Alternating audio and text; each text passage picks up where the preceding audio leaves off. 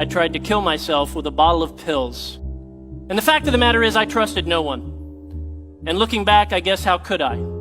From the time my parents left me, to the time another foster kid raped me, to the time I was bullied so bad, I genuinely could not fathom a world where I could trust anybody. So fast forward, here I am, 14 years old, and entering my umpteenth foster home. I was a veteran at this whole sort of getting kicked out of one home, moved to the next. You meet these people who were like literally complete and total strangers 10 minutes ago who are now apparently your mom and dad. You know, kids don't take candy from strangers, just move in with them. So I'm sitting in the van in the driveway of this next home, and that's when I see Rodney. He's standing up there on the front porch, and immediately I notice this is a large fella. He's 6'5", he's 350 pounds, and as a 14-year-old boy, I couldn't help but notice when he's turned to the side like that, he's shaped like a lowercase b. It's amusing now, but in the moment it was tactical. Maybe that's how I could get kicked out of this home. Maybe I could get under his skin about his weight. So I move in with him. I'm being obnoxious, I'm being ungrateful, I'm being just downright rude and mean, I'm setting things on fire, and 3 years later, I can't shake this guy. Rodney won't kick me out. So I step up my game. I go to the local bank in town, I open up a checking account. I put about $90 in there. Then I proceed to write $10,000 worth of checks. Obviously, checks bouncing one after the next after the next. One check that bounced was for my car insurance. I'm going down the road speeding, Stillwater, Oklahoma, 88 miles an hour. No car insurance, no driver's license. I get pulled over, handcuffed, thrown in the back of a cop car, and sent to jail. I call Rodney. Like, Rodney, I'm in Stillwater, I'm in jail, I'll tell you the whole thing when you get here. Can you please come bail me out tonight? He said, I will come bail you out, but not till tomorrow.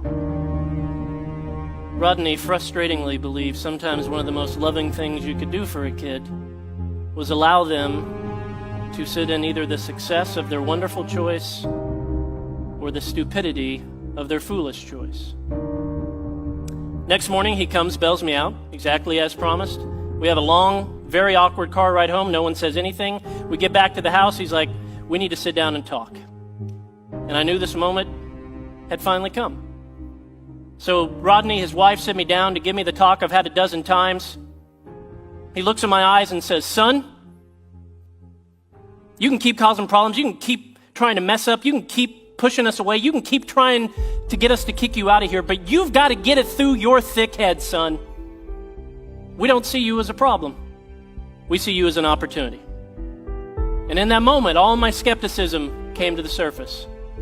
And I thought, what a cheesy, stupid thing to say to a 17-year-old kid.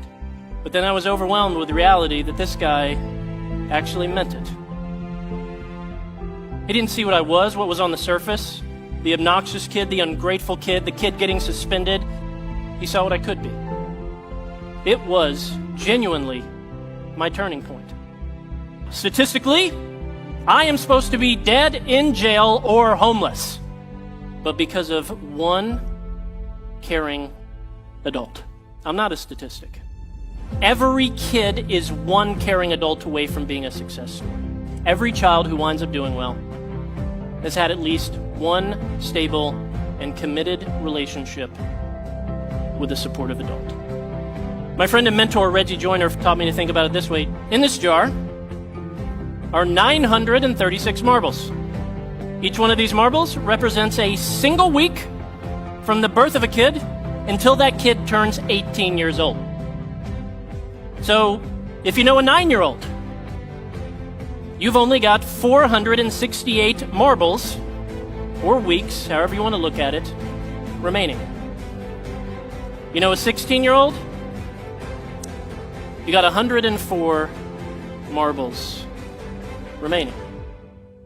Right here, we are looking at time. In fact, you're looking at all the time or all of the weeks you have left to influence this kid, or this kid before they turn 18 and begin making critical life decisions without your presence. The difference between a statistic and a success story is you.